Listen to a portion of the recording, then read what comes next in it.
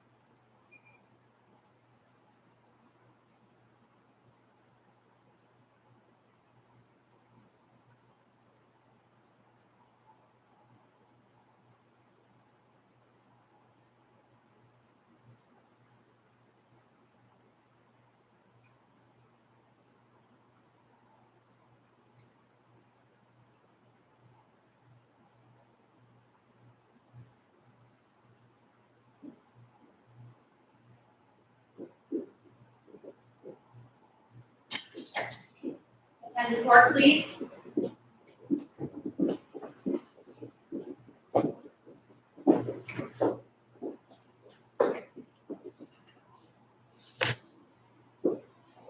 The Honorable Supreme Court of the State of New Mexico.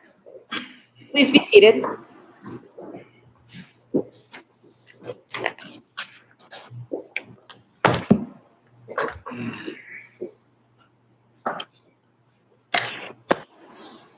Good morning. This is S-1-SC-39587. I'm in the matter of proper. Can I have an entry of appearance, please?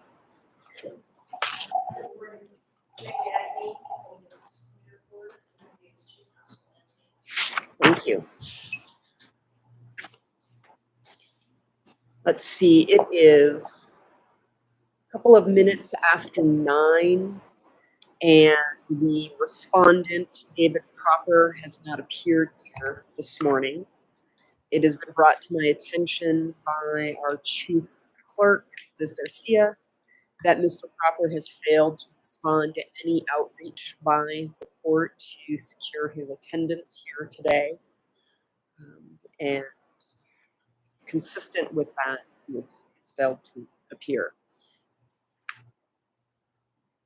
Under Rule of Appellate Procedure 12319G, if a party fails to appear to present argument, the appellate court may, in its discretion, hear argument on behalf of the opposing party.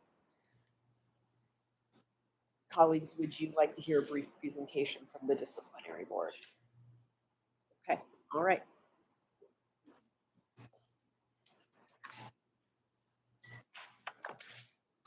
May it please the court. This is the third disciplinary proceeding in the last 10 years. The first two, Mr. Proper received informal admonitions for competence, diligence issues, and communication issues, and for the failure to cooperate. So there is no question that Mr. Proper knows the importance of participating in the disciplinary proceeding. I want to talk a little bit about his claimed medical conditions. As set forth in the emails of my July 5th, 2022 motion to deem allegations admitted, which was granted, I attached emails as exhibit that shows that he was in communication with him about alleged illnesses. I asked for medical records, he never provided them. I note that in the response he filed to this court late, he claimed that he was diagnosed with a tumor on June 23rd, 1922. However, he did not tell me that at all until we heard about it at the hearing on August 5th when he emailed the chair. It's in the record at page 10 on the transcript of that hearing. that he had he had a tumor and he was going to have an MRI. So one would think that he had already had the MRI for purposes of the diagnosis. But in any case, the illness factor is lacks veracity, right? I can give a full chronology if the court would like, uh, in, but in light of his non-appearance, I can certainly cut it short, and I'm available for any questions. I'd just like you to address his response where he says that he did the work on the 5, did earn 2,500, but he felt remorse, so he said, "I'm going to repay the whole 5." But then he got the COVID, and I couldn't. And then the other part of his response in regard to the magistrate judges, if you have anything to say about that. Certainly. He claimed, first of all, the allegation was that he did no work. That's why he was terminated.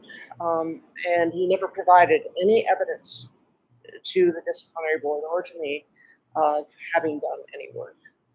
No evidence at all. No invoices, no client call. He just stopped participating. So I have no evidence. There's no evidence in the record to support that statement. So the only evidence we have is that he repaid 2,500 and sent the promissory note, which then he never paid on that either. Okay. And we have evidence that he deposited the $5,000 into his trust account, and a few days later, he withdrew it to himself, which is a clear violation of Rule 16-115A. What about the allegation here from Magistrate Judge Calico? That and through an oversight that did not get included in the order on motion to deem allegations submitted, but he did miss, the allegation is he did miss multiple hearings in the magistrate court before that judge. I noted that Mr. Proper said in his response that he had called the court to report that he had COVID, but that was not within the allegation of the judge who submitted the complaint. What is your response to his responsive submission to this court where he says he, quote, fully cooperated with the disciplinary board? That's just patently wrong. Chief Justice Bacon. He did not appear at the hearings. He did not file an answer, despite getting multiple extensions to do so. He did not file a response to the motion to deem allegations.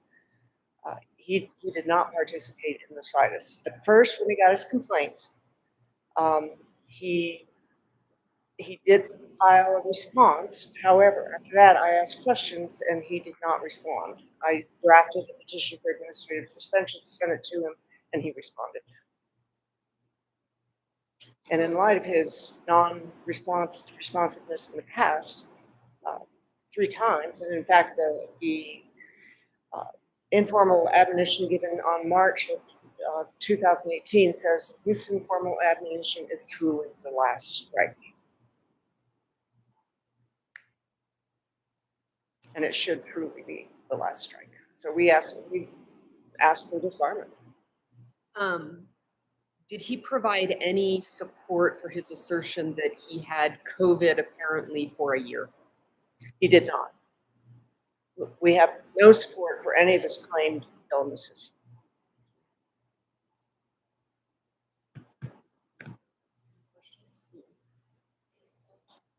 All right. Thank you. Typically we would conference and come back out and announce our decision. Because Mr. Proper isn't here, I think we'll skip that round, and we'll take this under advisement, and you'll hear something from us soon. Thank you for being here today.